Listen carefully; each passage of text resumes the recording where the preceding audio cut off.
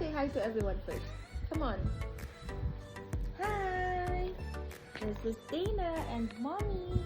Good morning. Mwah.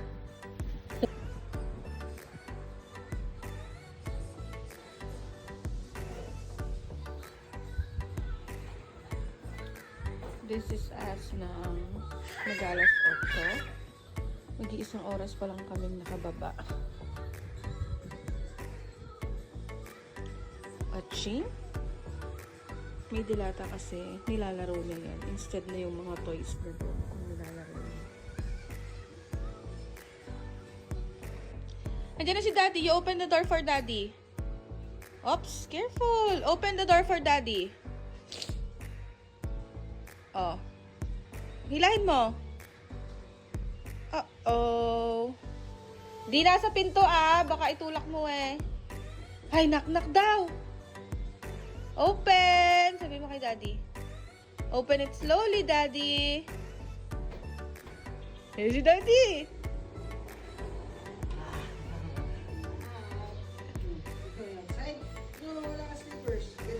Get slippers first.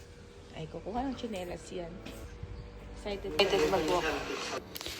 While nagpe-play yung mag-daddy, nagpunta na ako ng kitchen para makapag-prep na for breakfast. Nilinis ko lang yung kawali and yung rice cooker para makapagsalang ng kanin na hanggang lunch namin. And for breakfast, magigisa lang ako ng sardines with petchay. Tapos, magpa-prep or magpa-fry din ako ng saging na saba para may pantanggal umay naman. So, while nasa kitchen tayo at nagbabantay ng niluluto, syempre, we're mom, magma-multitask na rin tayo.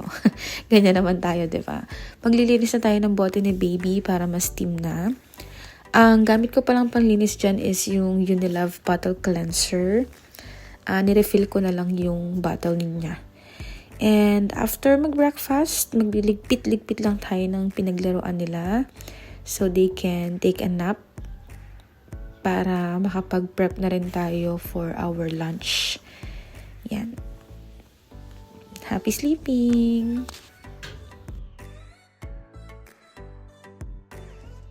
Nag-start na ako mag-prep ng iluluto kong hilagang baboy sa kitchen. Yan, dinefrost ko na siya pero medyo matigas pa din. Kaya pinili kong paghiwa-hiwalayin. Tapos nilaga ko lang.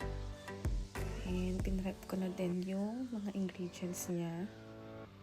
Since dalawa lang kami and yung baby namin, hindi ganun kadami yung nilagay.